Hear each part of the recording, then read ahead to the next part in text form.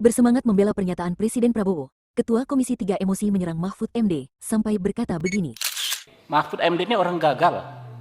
Hai para koruptor atau yang merasa pernah mencuri dari rakyat, kalau kau kembalikan yang kau curi, ya mungkin kita maafkan. Tapi kembalikan dong. Gagasan Pak Prabowo untuk kemungkinan memberi maaf kepada koruptor asal mengaku secara diam-diam dan mengembalikan kepada negara secara diam-diam. Itu kan salah. Undang-undang korupsi tidak membenarkan itu, hukum pidana tidak membenarkan itu. Lalu menterinya mencari dalil pembenar, itu kan ada di Undang-Undang Kejaksaan, denda damai. Denda damai itu hanya untuk tindak pidana ekonomi sesuai dengan Undang-Undang tentang Bea Cukai, Undang-Undang Perpajakan, dan Undang-Undang Kepabeanan.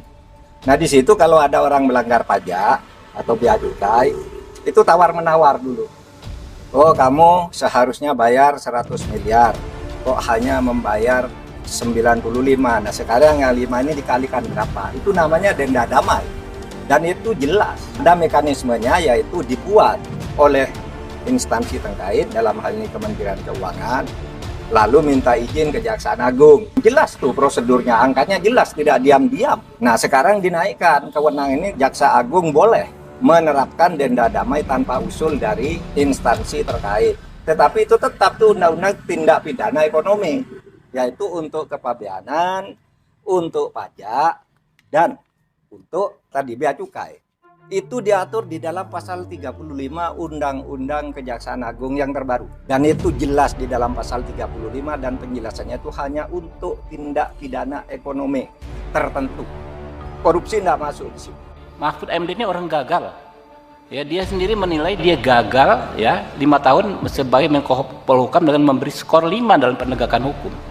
Apa yang mau dinilai dari Mahfud MD gitu kan? Nah, jadi ya teman-teman ya, itu aja. Saya malas, capek kita berdebat ya. Nggak mungkin Pak Prabowo itu menginstruksikan untuk mengabaikan berbagai peraturan perundang-undangan. Intinya adalah semua protokol hukum kita memang ditujukan untuk memaksimalisasi pengembalian kerugian keuangan negara. Itu stressingnya.